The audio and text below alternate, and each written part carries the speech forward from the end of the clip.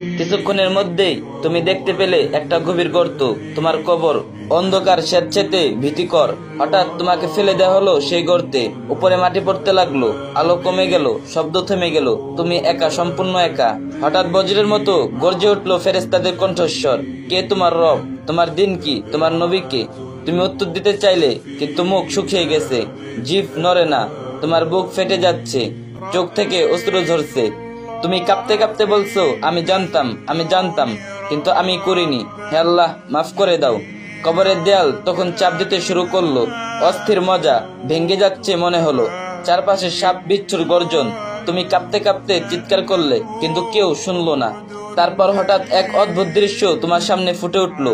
এক বিশাল ময়দান, কোটি কোটি মানুষ একসাথে দাঁড়িয়ে আছে। সূর্য মাথার উপরে, এত কাছে যে মানুষের মগজ গলতে শুরু করেছে। কেউ কাঁদতে কাঁদতে, কেউ দৌড়াচ্ছে, কেউ শুধু বলছে, ইয়া নাফসি, ইয়া নাফসি।